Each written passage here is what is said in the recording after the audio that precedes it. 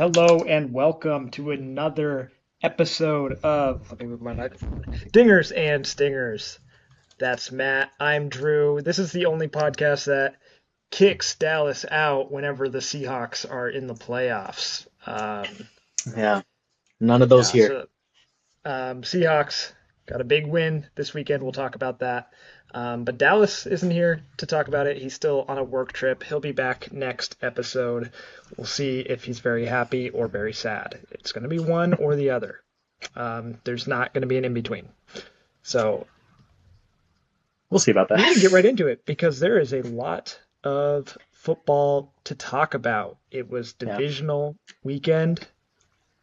So 4 games. It's kind of like the best weekend of football in a lot of ways because it's kind of nonstop action and all of it matters so much. And hmm it kind of lived up to the billing. There were some, couple really, really good games, couple not as good games, but they were still fun in their own way. We've also got some coaching updates. The coaching carousel continues to turn, and yeah, that'll take up a whole show. But Matt, first of all, how you doing? How did you enjoy this weekend of football? Dude, doing great. Rams pulled out a dub. We'll get to that. Um, but I'm feeling good. If you watch our baseball episodes, you'll hear me kind of talk about my dinger for the week. We're not doing dingers and stingers this episode. Um, if you watch the baseball episode, you hear me talk about it. But like, this is genuinely one of the only games that I'll ever get to witness as a Rams fan in playoffs. That's a win-win for me, purely based off of like the personal connection, right?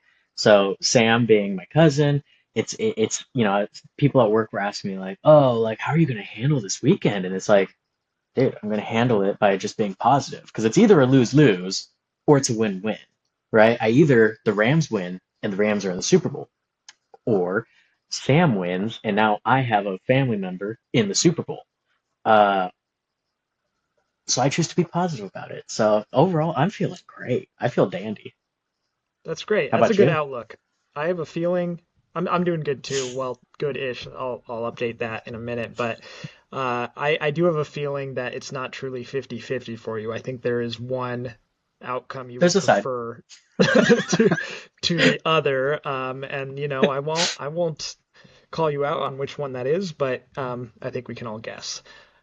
But yeah, good weekend of football. Let's start. Yeah. We're going to go out of order. We're going to talk about the games that happened, but let's start with the one that involved none of the favorite teams here on Dingers and Stingers. It was the morning game on Sunday, uh, morning game on the West Coast for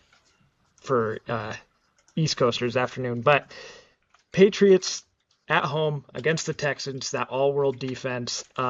C.J. Stroud comes up looking awful. Patriots end up winning it rather decidedly, 28-16. So what'd you see from this one? Differ from your prediction for sure. Yeah, I mean, I thought, that Drake May was going to be a little bit exposed by this defense. And I thought that the Texans would be able to pull out this game. And I based that off of a number of factors, right? The Texans offense has not been elite by any means this year. But they've been efficient, I think is the right word. Their run game has been good enough. They protected the ball. And, they did invest a lot at the wide receiver position. They've got Christian Kirk. I hate that I named him first, but they've got Christian Kirk, they've got Nico Collins, they've got Jaden Higgins, they got Jalen Noel. Like they've invested into the skill position pretty heavily, um, and they by turnover margin had uh, they protected the ball the best during the regular season. That was like their whole shtick is they didn't turn the ball over, and that defense was suffocating. Well, the defense was suffocating in the first game against the Steelers, but CJ Stroud had a pretty uncharacteristic game where I think he turned the ball over. It was like 4 times against the Steelers. And really, he kept the Steelers in that game longer than they should have been. Um, and I thought that was just a blip on the radar, right? Like, I really did. And then here comes the Patriots. And let me tell you, CJ Stroud, it doesn't look like a blip anymore. it's starting to become a thing of like, does he have kind of the Justin Herbert effect of falling apart in the playoffs? Because he had 5 turnovers in this game. People don't realize his quarterback rating would have been higher if he spiked the ball on every play. That's how low his rating was, that he was actively fighting basically against his own team, um, despite their best efforts. The Patriots, I believe, I would have to double check the exact stat. I believe only scored once off of one of those 5 turnovers. But you can imagine how exhausted a defense would be coming into the third, fourth quarter when you are down, 5 extra possessions because he didn't turn the ball over in the second half of this game. Um, and so it yeah, it just went very different than what I expected. And in the same, vein, I actually think Houston's defense did expose Drake May a little bit. Let's not forget he had 3 turnovers of his own. He had 2 lost fumbles, and he also threw an interception, and he made some great plays as well. Um, but at the end of the day, CJ Stroud, when you can say actively it would have been more beneficial for you to spike the ball in the ground every pass play than for you to have done what you did in the game. I mean, that's rare. That's got to be rare. Like that's approaching like Nathan Peterman level of bad. And for him to do that in the playoffs is like remarkable. Um, so yeah, I mean, not the way I thought this one would turn out, but congrats to the Patriots. I mean, you guys are right back in the championship. It only took one Mac Jones and then a couple extra years after Tom Brady to get back here. So, Little Bailey Zappi in there, yeah. yeah, throw a little Um, Bailey Zappi, a little Cam Newton, a sprinkle of yeah, some pizzazz in there. yeah. Yeah, I mean, this game didn't go how I thought it would either, but I did think, there was a chance. The chance the Patriots had was C.J. Stroud playing awful, and that is what happened. I did not expect this level of awful. Let me be Yeah. clear, but I think a big problem was the offensive line just, came back to bite the Texans. It's been weak all year, and once you get to the playoffs, it just is about which weakness gets exposed the most. And I think that's what the Patriots have been able to capitalize on so far, and we'll see how that goes Mm. in the championship round. But both Justin Herbert and C.J. Stroud had uncharacteristically bad games, and they just had no time. And credit to the Texans defense, like they held their own. I mean, you pointed out they only scored once off the turnovers. It was on a pick six, Mhm. so like the defense didn't do anything Mhm. to like, they did their part. There was a couple of nice drives by Drake May and the Patriots, but um, that was C.J. Stroud's game that he lost. And the Yeah. Patriots capitalized, and that's what you have to do. But um, yeah, kind of like a stunning game to watch for sure. Um, It was just shocking because every time you thought it couldn't get worse, he did something worse. Like genuinely, it was just one of those like there weren't words in the moment for it. yeah, it was ugly. All right, moving on to kind of the other ugly one. We'll save our teams for last. On Saturday night, the Seahawks really took it to the 49ers. I did not expect it to be this much of a beatdown, but it certainly was. 41-6, the final score, the same margin of victory that the Seahawks had in Super Bowl 48 against. I actually don't remember if the AFC sent a team that year, but Was it the um, Rockies? so yeah, I don't remember. But anyway, big win for the Seahawks from the jump. What were your takeaways from this one?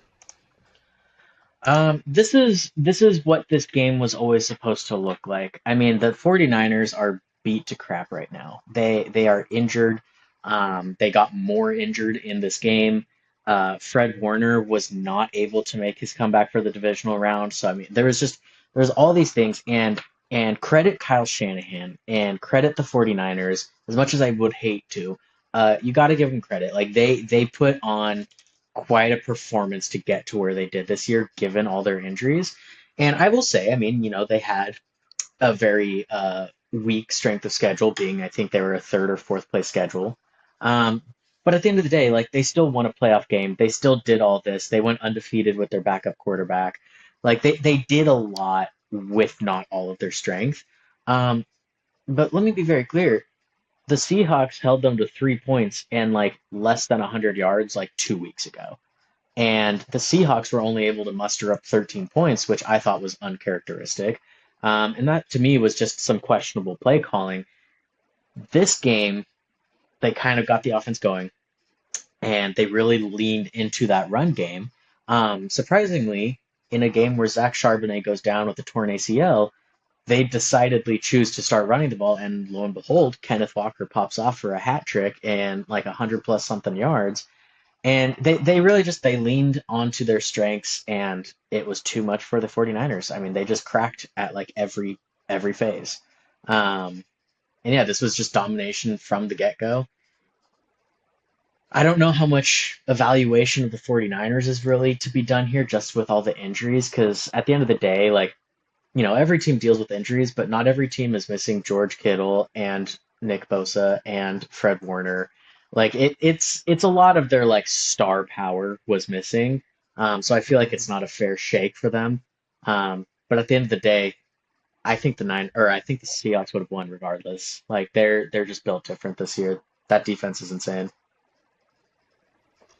Yeah, I mean the what to me this looked like was a 49ers team that was tired and beaten down, not just from their hard-fought win against the Eagles the week before, but just from the whole season. I mean, the Hmm. 49ers had to work harder than anyone else in the playoffs to get to the playoffs, I feel like, because of everything they had to overcome. And good for them for making it this far, but the Seahawks were healthy. They were well rested. They had the bye week. They had home field advantage. They have that defense that just can can suffocate you really, Hmm. and that just came out to play in this game. And like what people were saying about this game beforehand was, well, it'll be close because we don't trust Sam Darnold in these big games. It became such a laugher so quickly that it almost didn't feel like a big game anymore. So like whether you want to credit Darnold or not, like I'll that's going to be a personal choice. I don't think this did anything to like prove his doubters wrong per se, just because it just never felt close. And we'll see if it becomes like a crunch time situation. But Seahawks have to be feeling good after this week. I mean, that was just a dominating win. And, Dallas isn't here to talk about it, but I'm sure he was just giddy the entire time. Yeah, and I mean, and I'll talk about it, right? Like I think that, and you can probably speak to this too, because both of our teams seem to have issues with this. It's a different level of confidence you get when you can beat down the teams you're supposed to. And like you said, credit the Niners. They got this far. They had to work harder than just about everyone in this playoff field to get to this point.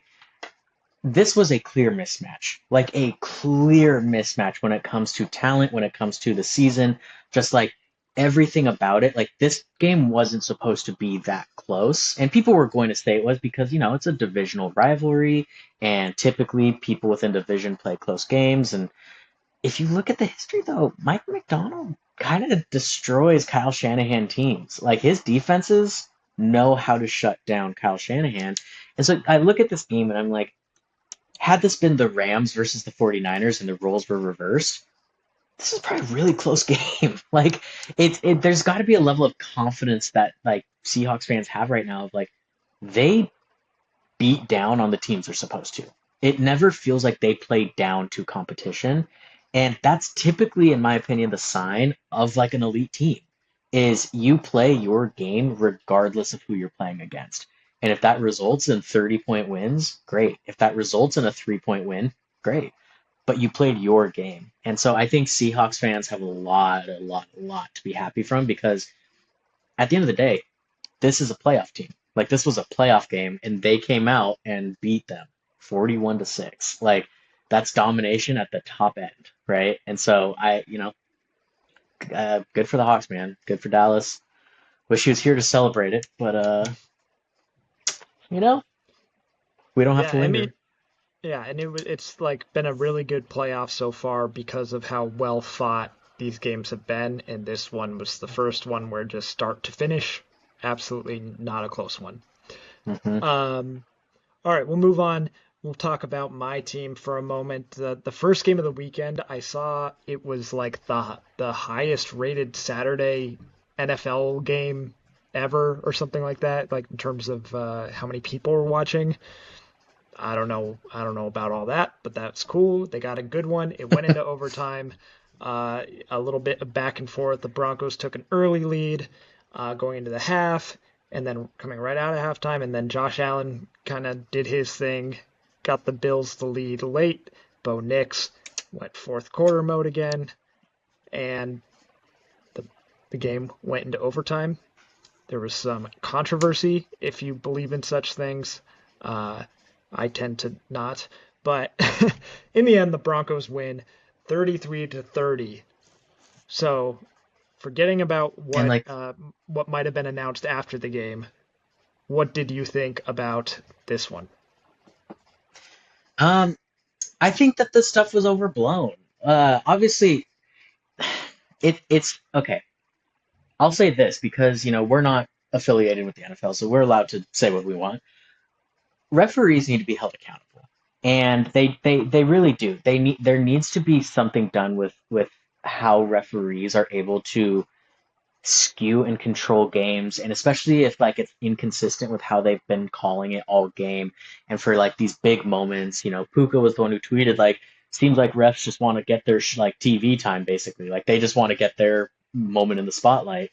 And it's true. Sometimes you feel like in the biggest moments, refs decide now's the time to make that call. Now's the time to call that penalty, even though they haven't called it all game. I agree. That's how I believe with refing. In this game, the thing that frustrates me is the two PI calls were like pretty clear PIs. Uh, The in more in my questionable one on the same play, there was a clear roughing the passer, so it didn't real. That was right, only like a 3 yard swing or something like that. right, like it didn't really matter at the end of the day. I can understand coming from a Bills perspective. It sucks when a game gets decided by a penalty. It would be legitimately upsetting if it was not a warranted penalty. But like they committed a penalty, multiple in fact. And so it is one of those things where I'm like, do I think that NFL refs need to be reined in and kind of be held more accountable? Absolutely. And in the same breath, like, dude, y'all lost to the Broncos because you guys did it. Like, the Broncos didn't go out and make the spectacular catch. The Broncos didn't do, they didn't, the Broncos didn't necessarily make the plays at the end. It actually was the Bills who just fumbled the bag a little bit and committed these penalties. And even at the end, I mean, Brandon Cooks, tough catch, but like he had that bomb that got broken up by McMillan, I believe is the last name. The One of the interception, oh, was it a like pick on the fourth down? oh, on the fourth, It was like like the in final offensive overtime. play for the Bills. Yeah. Yeah, yeah, yeah. That it And was that's where the controversy comes in big time beyond the penalties was Cooks had it initially, and as they came to the ground, McMillan ripped it away, and they called it an interception. Then the Broncos drove down the field and ended up winning the game. And Bills fans and probably other people out there posting screenshots of Cooks with the ball on the ground saying it must be a catch. It's so overblown. Everyone with a brain, everyone who knows football knows that you have to control it through the ground, and McMillan came away with the ball. It was an interception 10 times out of 10. And if they didn't call it an interception, if they called it a catch, I'd be like livid as a Broncos fan. So yeah, I get yeah, I get feeling sour it's grapes, but that was what it was. yeah, and I think the thing that like too that people need to consider is there's a reason also that their emotions are so high right now, and it's understandable. The Bills have been maybe the most disappointing team in the NFL over the past 4 years. And it's reminiscent of, the Jim Kelly days of not to this extent, but like, Kelly went to four straight Super Bowls, lost all four. And, right now, Josh Allen is arguably the best player in football. I would argue, people would make the argument he's better than Mahomes at this point. Like he's just a physically dominating player, arguably could be the MVP any given season. Um, and yet this year, there's no Burrow, there's no Lamar, and there's no Patrick Mahomes.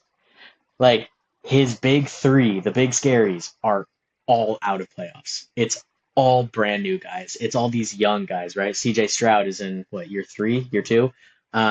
Drake Year May is three. in year two. So CJ Stroud year three, Drake May year two. You got Bo Nix in year two.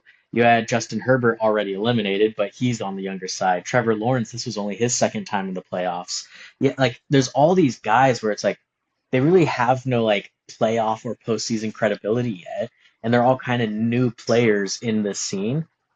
This was the Bills' year. Like if there was a year, this was the Bills' year, and they come up short again and in heartbreaking fashion. So like I empathize with the Bills fans and I see why they're upset, but at the end of the day, the calls that were made by like the way rules are written were called correctly.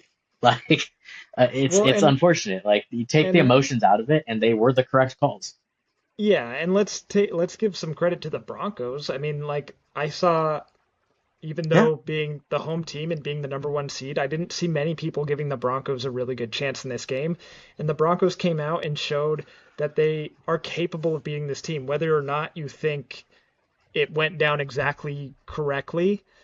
The Broncos were in this game because you can blame Josh Allen for his four turnovers, but you also got to credit the Broncos for making plays on these four, you know, these four balls. Um, yeah. and Bo Nix went out there and had the best game of his season, probably. I know he threw Well, one pretty ugly interception, but like that fourth quarter drive, that touchdown pass to Marvin Mims was a dime. Um, and he throws that deep ball that is, let's face it, it's pass interference bait. But that's how the game works sometimes, and it is what it is. Now we haven't said it yet, but I think everyone watching would know. Bo Nix did break his ankle in the last drive in overtime, and so despite the Broncos' victory, he will not be available for the championship game. We'll talk more about that when we preview that game, but obviously a huge blow to the Broncos. All right, the last game of the weekend involved your Rams, another thriller. Caleb Williams on fourth down made a vintage Russell Wilson-esque play and sent the game to overtime, but in the end gets a little too wild with it. The Rams hang on and win the game in overtime. How was Mhm. this roller coaster for you? I mean, dude, as far as my emotions go, y'all can talk to my wife. I was in a panic. I was anxious. I was upset. I had movie reservations at 7 and I was late. It was a game that was genuinely not good for my health, and yet when I look back at it, like that's some of the most fun football. It was ugly for a while, don't get me wrong. But like that was some of the most fun football I've watched in a while. Like it wasn't just a game about like, oh man, these offenses are cooking. It kind of took swings, it took turns. It was like there was great offense and then there was great defense. And it was one of those like classic looking games, just like, negative temperatures, freezing, everyone's cold. Like it looked like, not to be like an old head, it looked like good old football, right? Like it just looked like it, and it made me kind of appreciate like we're a warm weather team. Like the Rams are a warm weather team. I get that, and I know this goes against my own benefit, but I don't think every team should move to a dome. I know that's like a big No. conversation right now, but it Hmm. bums me out that we're talk. There's a lot of talk about every stadium being a dome, and I think we would really miss opportunities to have fun games like we did this weekend. Like we had two snow games, I believe, three snow games. Um, I know Two. Rams, I know Patriots. Yeah, there was no snow in Denver and Seattle, Okay, but so they were so two, cold. two snow games. Yeah, but like two snow games, and I just think like snow in the playoffs is one of the coolest things I think of any sport. Because for most sports, you can't actually play in extreme weather. but football doesn't care. And I just think it'd be such a lost thing. And I understand, you can have a perfect presentation and you can the marketing is just beautiful. It's everything can be so dialed in a dome. But I think we would just lose something. And that was the main takeaway I took was I really loved watching a snow game in playoffs that I was a part of. And I didn't think that I would like it because I thought it was going to make us lose. But after watching it, I was like, I would have been mad if we lost. And yet I can still look back and say, like, this game was like beautiful. Like, it was a beautiful game. Um, and maybe it would have taken me longer to come with some perspective if I had lost. Could have been years even, but we won, so who's to say? Who knows? No, it was cool. There was like one moment where the safety on the Bears, I'm blanking on his name now, but like he Probably had like Jaquan Brisker. yeah, he had like three straight really good plays, and then like it showed him zoomed in, and he's like doing his pose, and then he breathes out his nose, and like all this, like you could just see all Hmm. the like steam, and it just like it looked so sick. The The aesthetic is old-fashioned just games. like it's unmatchable. Like a game Hmm. in freezing temperature, the aesthetic is unmatched. Because also you get the dudes who are out there you can see are just wearing nothing underneath, or they come out for warm-ups and they're shirtless, and you're just like, you guys are just a different animal. Like I know you guys are deep down like really cold, but they just got that like ego in them, and I love it. I love it. Yeah, I mean it's gonna be sad when the last snow game is played. Like, yeah, if we're trending that way, we still got some holdouts, so hopefully we Yeah, can keep some around. no, Um, all right, so but credit to the Bears, they kept it close. Caleb made a crazy absolutely. play, The and Bears impressed me, dude. They the were great. defense had a good game plan, but in the end, it's not enough. And we're gonna move on. We're gonna talk about the championship round. So the NFC Championship game is this going to be the second game on Sunday. The Rams at Seahawks. Too bad Dallas isn't here to make his case, but I mean, what do you think in this game looks like? And you don't have to pick a winner; you're exempt. But like, what are you looking forward to for this game? Dude, I mean, so there's a few layers to this. On one hand, history is against the Rams on this one. In playoff history, when a number one offense has met a number one defense, the number one offense has not yet won, which is crazy to think about in playoffs. The number one versus number one fight is entirely one-sided. Um, so we would have to be the first number one offense to ever beat the number one defense. So history's not on our side on this one. All that being said, if you look at the Rams versus Seahawks history, I mean, you couldn't ask for a more like dead even fight. And even just to this season, right? We split our games. Our margin of victory is 1 point this season. Like the point differential in our two games this year was 1 point. And if you look at our history, we're 2 games apart in the total series. Like it's pretty dead even. And so this game is just it's two juggernauts, right? Like this was the two best teams. I think most people can argue, at least in the NFC all year. And it was pretty clear that these were the two best teams, even when, the Falcons, or yeah, even when the Falcons, even when like a few teams were beating on the Rams, when the Seahawks lost a couple to some weird teams, no one really questioned that these were still like the two best teams in the NFC, and here they are. And I think it's the game a lot of people expected, and at least I think Rams and Seahawks specific fans expected. Um, but it should be a good one. I don't know. I don't even know what I think is going to happen, to be honest, because our two games looked so different, even when we played them this year. Because we had one that was like a really defensive game, and it was lower scoring. That was the game that we picked off Sam 4 times, and we couldn't pull out a win, like a lead though, because the defense was just keeping us in check. And then the next game was just a boat race from both teams. I mean, the Rams were without our best lineman, without Devontae Adams, without all these guys, without our tight end. And Stafford throws for 470 and, 3 touchdowns against the best defense in the league. So I just don't know. Like, I genuinely don't know. It's such a polarizing matchup at this point. I'm excited to see it, obviously. And as for a game pick, though, obviously I'm exempt, but I'm the winner. Because again, it's a win-win for me. So I get to say that I'm the winner for this one. Yeah, I'm really looking forward to this one. As I guess like a semi-neutral fan. The what I imagine this game is going to look like is it's going to be close. It's going to come down to the wire. It's going to be up to a defensive stop, at the end, or a failure Mhm. to get that stop.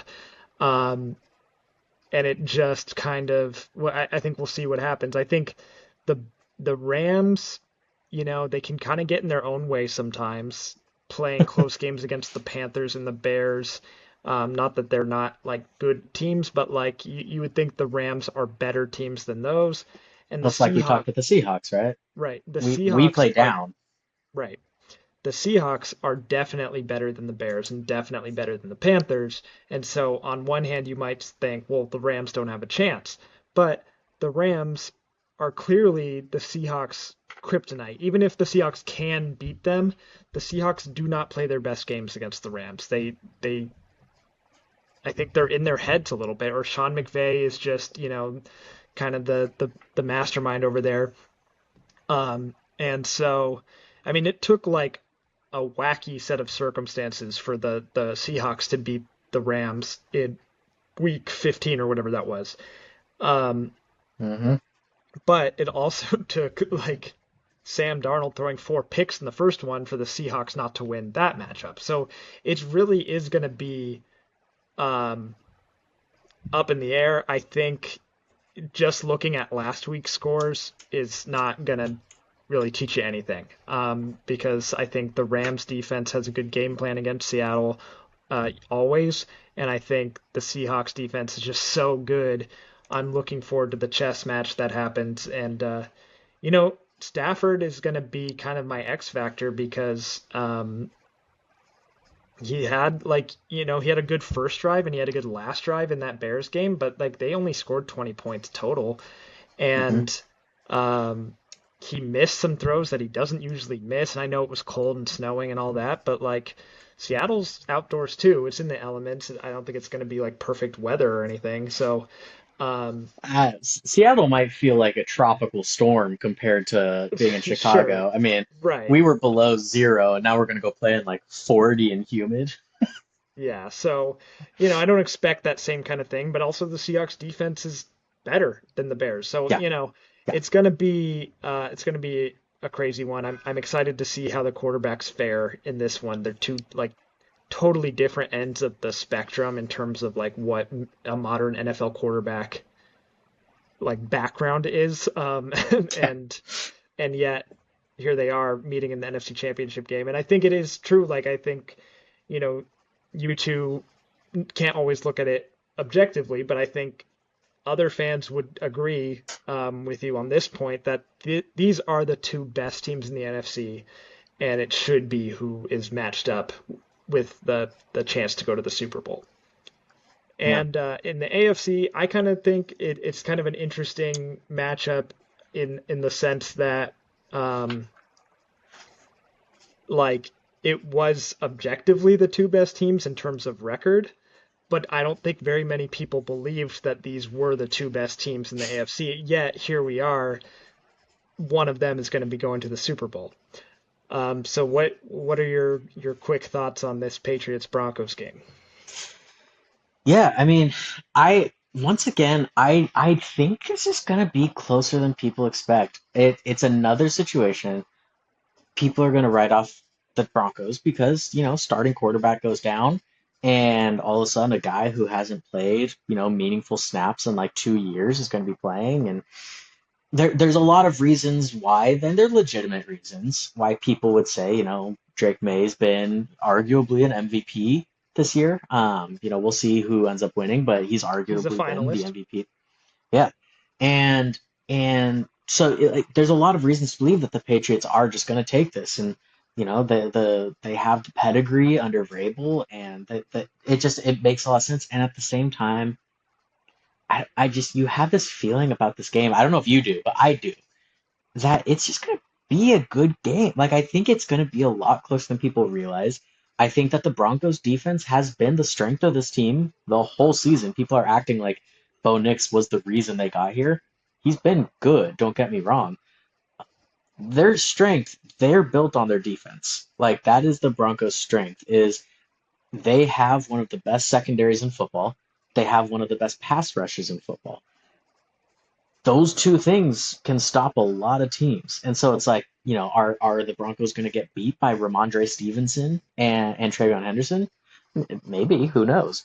But it's also like they're With not. the I number don't two think that rushing the defense too. Patriots.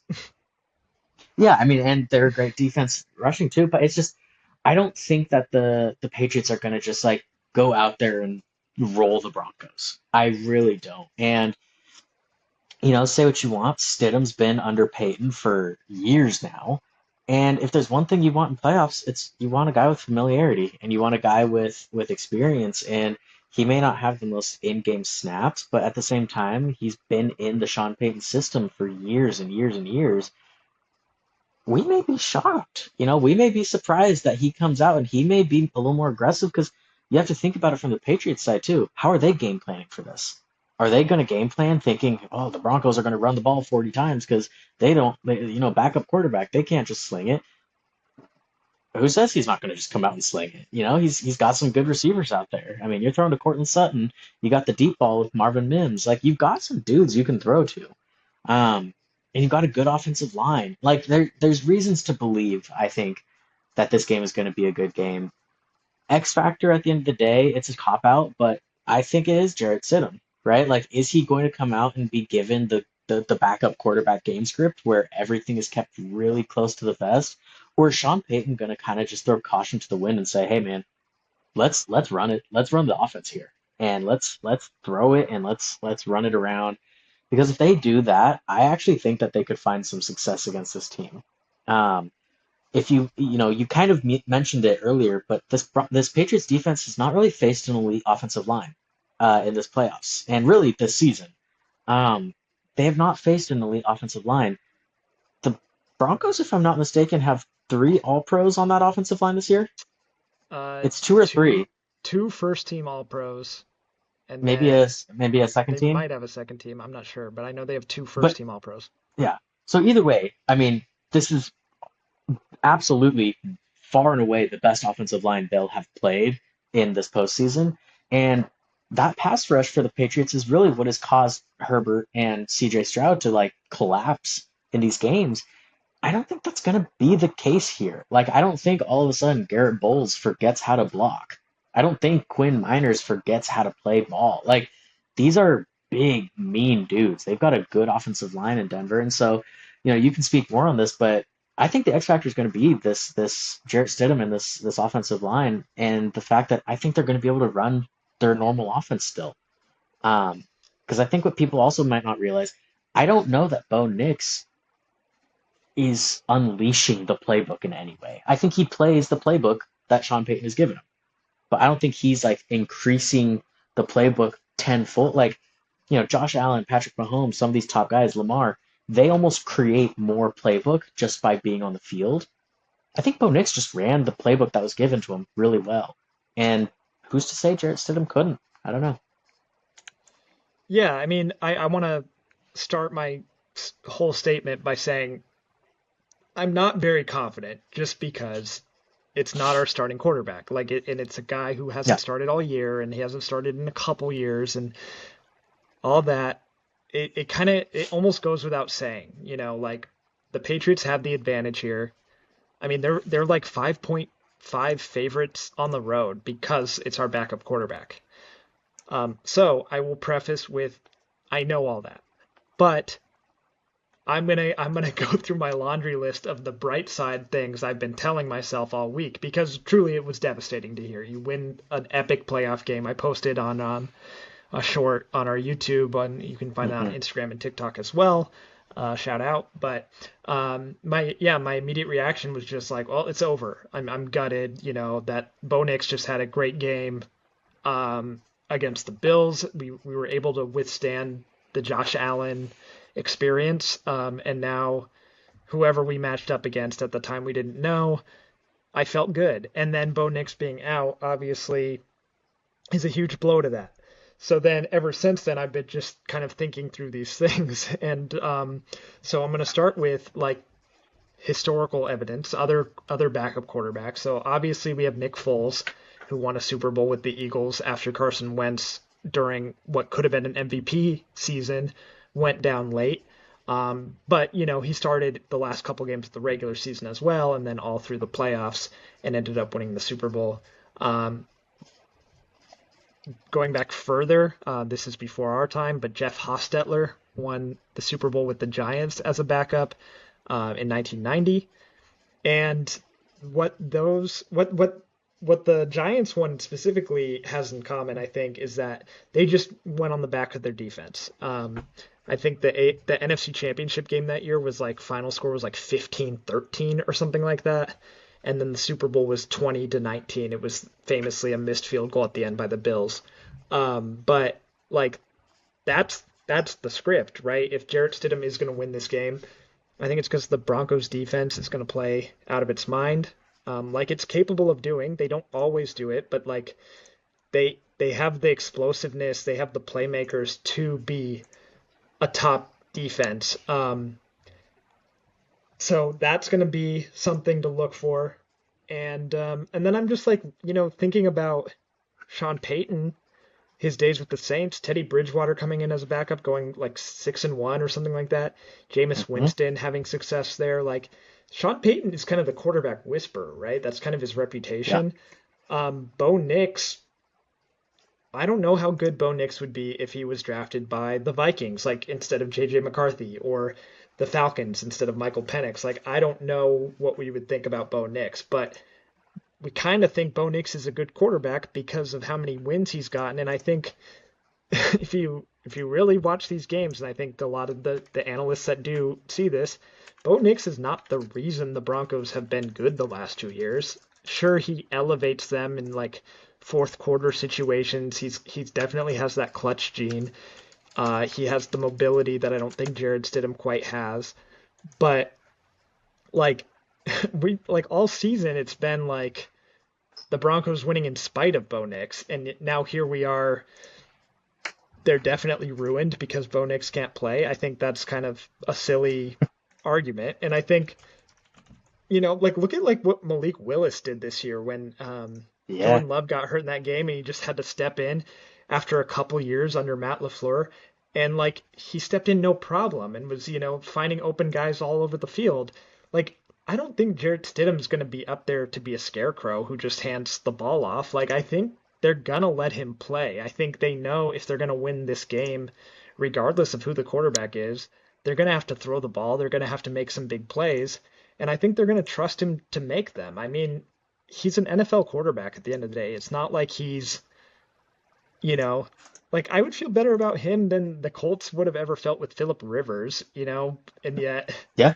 that happened. Like, this is if you're gonna put a backup quarterback into the worst situation possible, which is you haven't played all year, you haven't played in 2 years, and now you have to start the AFC Championship game, this is the best possible scenario for the worst possible scenario. Meaning, Sean Payton is your coach. The offensive line is the arguably the best in football, and you have an all-world defense. Like that's the recipe to success as a backup quarterback. So I think it can be done. Like Yeah. I'm not gonna not watch this game because I think it's over. Um, if I was a betting man, would I pick the Broncos? I would not. But I think um, I think you know give Jarrett Stidham a little more credit. And I think the Patriots certainly aren't going to overlook the Broncos either. And let's not forget how much the Patriots have struggled in Denver, even when they had the greatest quarterback of all time, and Tom Mhm. Brady. He never won a playoff game in Denver. We'll see if Drake May can change the fortunes, against a backup quarterback, Mhm. but it's a tough place to play, man. Well, and dude, going even off of that, right? You talk about Tom Brady and his effect.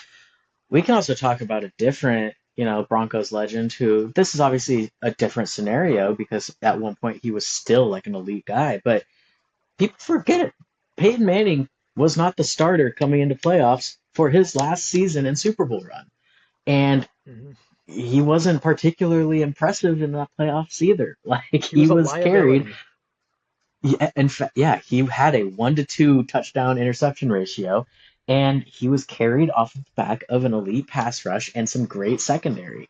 Like the recipe still remains for that to be successful in a playoff game. Because in the regular season, it can be a bit of a drag to be a defensive led team. You usually still need a competent offense. In the playoffs, when it's one and done and it's not, every game is single elimination, it doesn't really matter. As long as you don't do so bad that you lose the game. I mean, CJ Stroud goes out, spikes the ball every play last week. Do the Texans win? Like, do they win? Because you don't know. You don't know. And so it's like you're saying. I'm not gonna like count this game as already decided. It's going to be a game, and I'm honestly excited to watch it. Yeah, I mean, Jarrett Stidham has the chance to be. It's a great situation for him in the sense that if he loses, no one's going to blame him whatsoever. There's no one within their right mind who's going to be upset with Jarrett Stidham for playing poorly in this game if that does happen. But Yeah. if he goes out and like goes off and is like a reason they won the game, he will be a legend forever. And he'll probably make some Mhm. good money next year, regardless of what happens in the Super Yeah. Bowl. Some team that doesn't have, like misses out on the top guy in the draft, which it's a kind of a weak quarterback draft, is going to be like, well, you want to try Jarrett Stidham for a couple of years, and he's going to make some money, and good for him. If that happened, I'll certainly be a fan for life. Hmm. Yeah, 100%. I think that this game has a lot riding on it for other people as well. Like there's a lot of like collateral to this that I think is going to be interesting to watch, kind of butterfly effect afterwards. Yeah.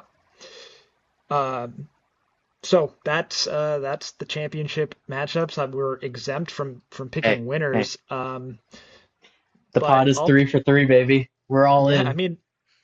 there's like first year on the pod, all three of our teams are as far as like we all three could be at the same time. And if the Hmm. Broncos win, then like two of us made it as far as we could. Um, so yeah, what There a is season literally for a us. 50% chance that the podcast will just represent the Super Bowl this year, which is crazy to think about. Yeah. And I'll say this. If Jarrett Stidham plays well and the Broncos win this week, um, I think there is no chance that we win the Super Bowl. Like no matter who it ends up being. There's like conspiracy people out there that think Bo Nix could be back by the Super Bowl. I highly doubt that. Because he's not officially on IR right now, and if it's a clean break, then blah blah, all this crazy stuff. And they're going to I'm roll not him out in counting the on it. boot. Um, Anyways, that's it for playoff talk. We are going to cap this episode with some uh, NFL head coach and coordinator and all that kind of news. Is this like the most head coach openings there's ever been in one offseason? It's like a third of the league Yeah, I was needs a going to new say, head coach. I don't know that it's like the most ever. I would have to, we'd have to go do some digging. Got But a yeah, it's research like a guy on that. third. Yeah, well, I'll text Dallas. Um, it's legit like a third of the league. I think there's 10 openings, um, which is insane. And then there was more than a dozen coordinator openings. So there is just a lot of coaching turnover this year. And I think there's a lot of like long, like, we saw the Ravens, we saw the Steelers, we saw some of these guys who had been employed forever. Even Cleveland, Stefanski's been there for a minute now. The And Bills. the Bills, crazy stuff there. And Vrabel's the longest tenured coach in that division now. And so there's a lot of stuff where you look at that and you're like, there was a lot of like teams who I think hit their patience wall this year, and it all just culminated in this mass turnover, which has been really fun. I mean, the NFL is going to look a lot different. We're going to see a lot of coaches um, in different places that we've been watching since we were kids. I mean, case in point, last week we talked obviously about John Harbaugh and his he's going to the Giants. That's going to feel bizarre. Seeing John Harbaugh coaching the Giants is just going to feel weird. Watching the Steelers not have Tom, like we're going to watch a game this year between the Steelers and the Ravens that's not going to have Tomlin or John Harbaugh. They have been the coaches of those teams since we were what, 11? Like Yeah, I mean, it's they've been coaching in that for almost 2 decades, and so it's there's a lot of different stuff going on this year, but it's all super exciting. Yeah, so I mean, even today we got some updates. There have been some new hires. Jesse Minter, John Harbaugh's brother's like protege, has been hired by the Ravens. Um, so one Harbaugh guy to the next. We get Jesse Minter. He was the Chargers defensive coordinator this year, previously Michigan's defensive coordinator. He's been really successful everywhere he's been as a defensive coordinator. And so I think this is a good hire. I mean, the Ravens always want to be a defensive led team, even with Lamar. I think they're going to focus on finding one of those hot, flashy offensive coordinators to give to Lamar. But the team itself will be structured around rebuilding this defense, which really struggled this year, which has just been kind of their core identity. And especially, they still have Derrick Henry. Like, they want to be a defensive ground and pound type of team. So good hire there. Obviously, we talked John Harbaugh to the Giants. I think that's great. There was a little bit of Twitter drama that's been happening around this next one. Kevin Stefanski is taking over in Atlanta. Um, for Atlanta, I think that this is another home run hire. I think that he is going to. I think he's going to have a great offense. I really actually do. I think that we have seen too many years wasted with Kyle Pitts and Drake London and Bijan Robinson, and we're finally going to start to see some of that gel and click. Um, but did you see Baker Mayfield's tweet? I did. Yeah. Yeah. If you haven't seen it, go check it out. It's pretty funny. He's we love Baker. He's a feisty guy. But long story short, he was like, it's crazy that Kevin Stefanski traded him away for nothing, just gave up on him, never reached out apparently. And Baker was like, looking forward to seeing you twice a year, coach. And other Browns legends, Joe Thomas and some of these guys were all hopping in on the conversation. And there's two sides to the story here, but I love it. I love when there's drama. I love when there's intrigue. I just think it makes for more interesting, post game and pre game interviews. Um, we got a new coach for the Dolphins, Jeff Haley. He is the defensive coordinator from the Packers. So he's going to be going over and he's bringing a lot of, he said he's going to try and bring over a lot of the offensive scheme from the Packers. So, we're looking at potentially a hire from the Packers or maybe one of the other guys from the Shanahan tree. Could we see Matt LaFleur's little brother Mike leave the Rams and go be the offensive play caller for the Dolphins? We're going to find out.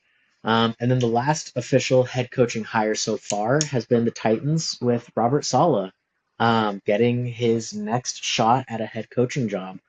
Um, I don't know how I feel about this one, if I'm being honest. The Titans having a great defense seems great for them. And at the same time, they just invested the number one pick in Cam Ward. And would it not have been I heard rumors and inklings that they were looking at Mike McCarthy. And say what you want about Mike McCarthy. I mean, would a guy like that not have gotten the most out of your superstar, supposed to be rookie quarterback, or I guess he's gonna be second year quarterback? Like, I don't know. It's interesting stuff. As far as coordinators go, there's really two big ones that have happened. Um, Brian Flores re-signed with the Vikings. He will be back. He was kind of seen as a potential front runner for a number of these jobs, and he has decided. I don't know. I don't know, man. My phone just making noise. But he was kind of a front runner for a lot of these jobs, and I think that might say a lot about some of these teams because another guy who was a front runner for a number of these jobs, Mike McDaniel, has accepted the offensive coordinator position for the Chargers following the release of Greg Roman. So a lot of change and a lot of movement, man. And we saw the Browns have had a number of coaches go to first and second interviews and actually pull themselves out of the interviewing process. We saw that with both Flores, McDaniel, and there's now been a third who's pulled himself out. Same goes with the Raiders. There's a few teams left that I do think have some questions to answer, both internally and front facing towards the public, because we're starting to see candidates choose lower job positions just to not be there.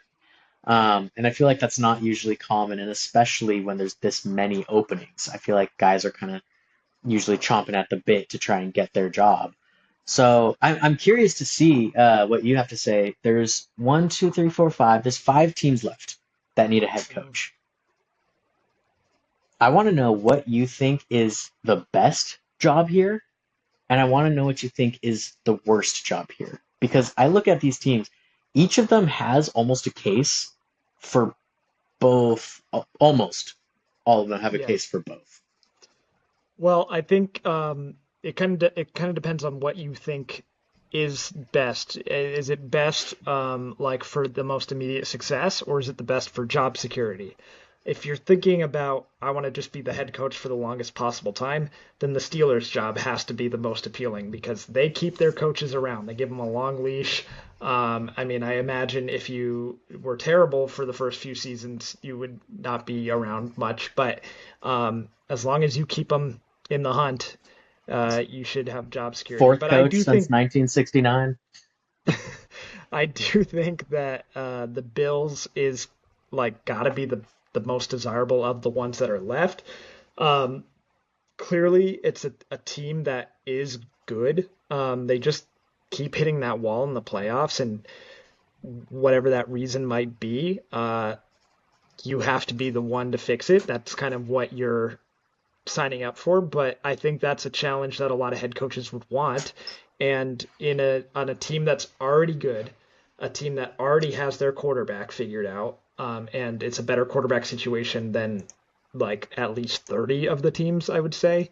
Um, and it's like you're probably going to be in the playoffs as long as you don't like totally fuck it up. You're going to be in the playoffs, and a chance to get Josh Allen over the hump has to be enticing. And I hope that they get that one right because I like Josh Allen. I like the Bills. I would like to see more success. I was glad they lost this weekend to the Broncos, but like in general, like I don't think I don't take much joy in the fact like Josh Allen has like the most playoff wins ever without going to a Super Bowl. It's like, yeah, it's a problem. We got to fix that.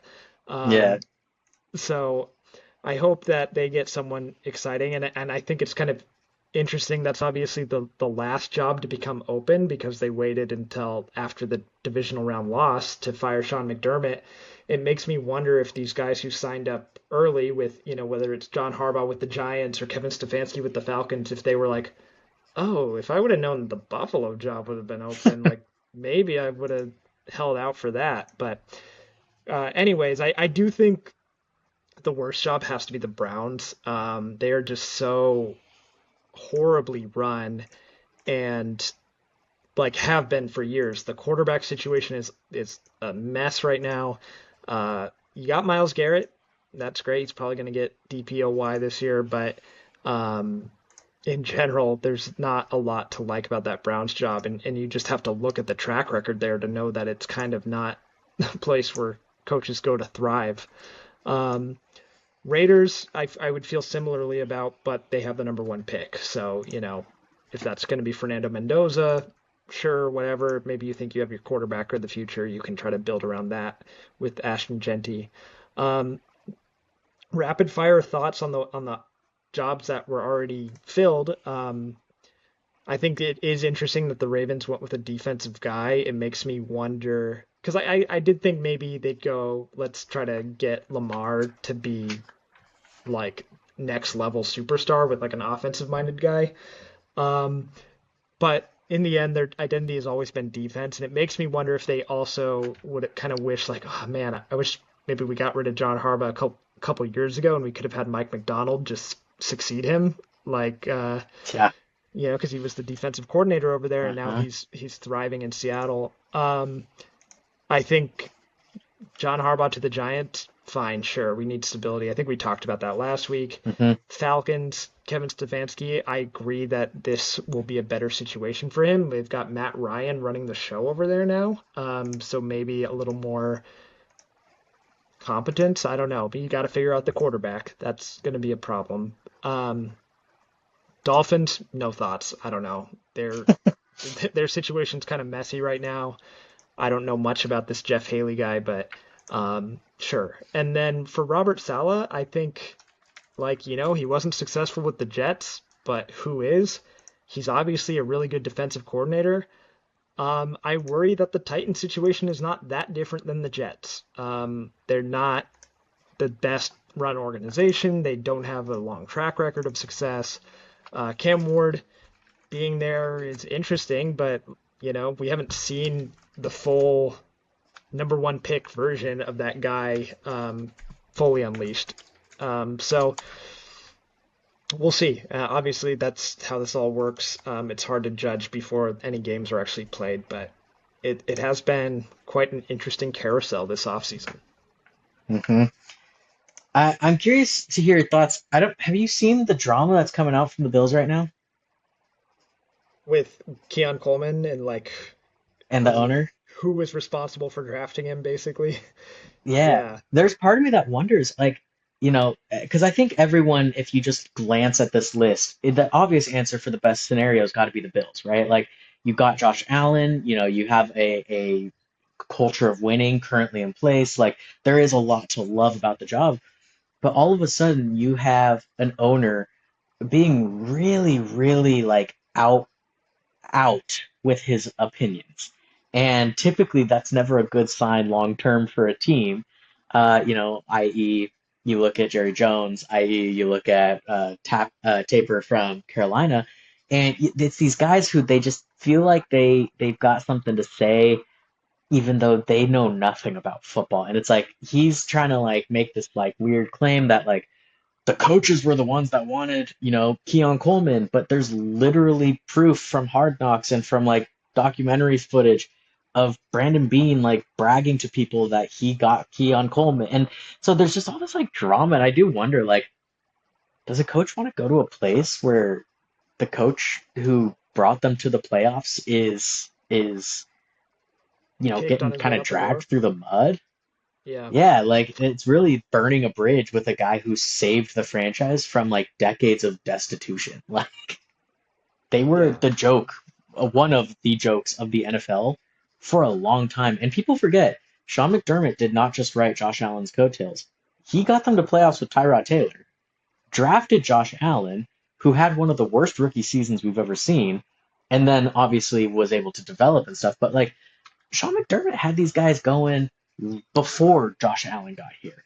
And so it's crazy that one of the best coaches in their franchise's history gets such like a bad exit just because an owner's trying to I don't know if he's trying to make a statement or It felt save weird. face. Yeah, like it felt like he felt the need to justify himself to the media.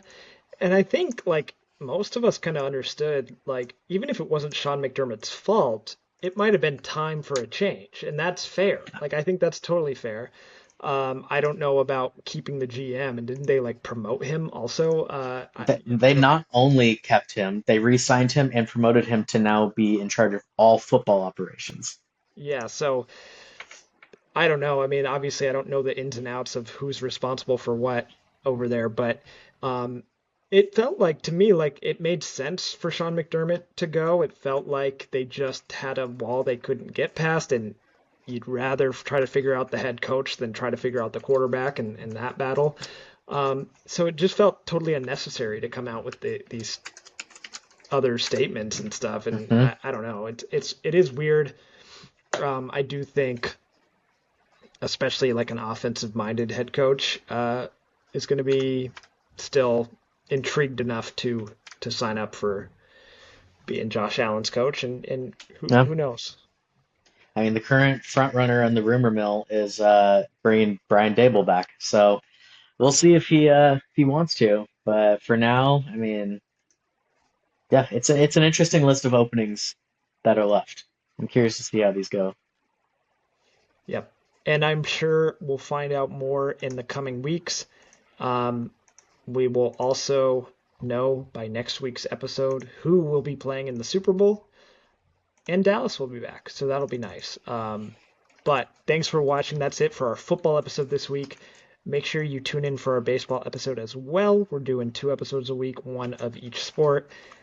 If you can like and subscribe, that would be awesome. You can also find us on Instagram. You can find us on TikTok. You can find us on Spotify if you like listening to your podcast there.